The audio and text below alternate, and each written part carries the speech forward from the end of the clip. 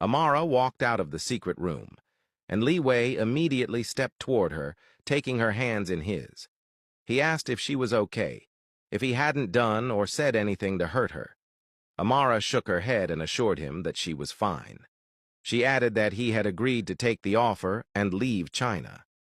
Liwei, however, kept his gaze locked on her as he told her she didn't need to be involved in his mission, that he didn't want her involved at all.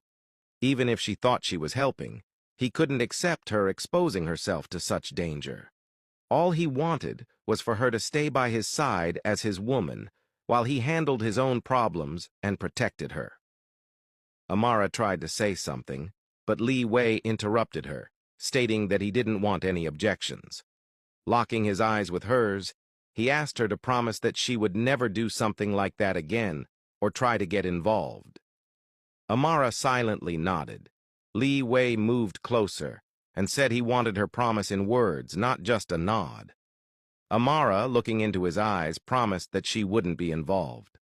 Liwei smiled slightly, leaned in, and kissed her forehead. Noticing that she still didn't look okay, he asked her again if she was truly fine. Amara, her face still carrying a shadow of gloom, nodded and said perhaps she was just tired and needed to freshen up. She walked away, leaving him standing there, wondering if she was really okay. It was clear to him that she wasn't and was merely pretending. Later that night, after freshening up, Amara sat by herself at the study desk. Kevin's words echoed in her mind, refusing to fade the more she tried to ignore them.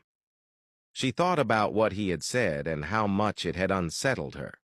She wondered if Liwei really saw her as some property he could possess. Some of Kevin's words struck painfully true. How Liwei never really referred to her as his girlfriend, but instead said things like she belonged to him, how he would leave marks on her, claiming them as his. Though she loved those actions and had always been okay with them, Kevin's words made her thoughts race uncontrollably.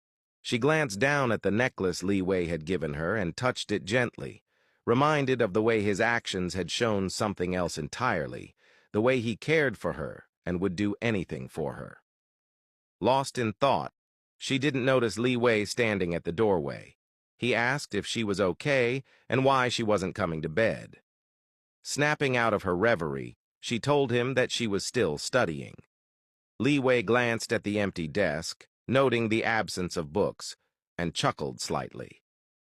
Moving closer, he said he knew she wasn't really studying,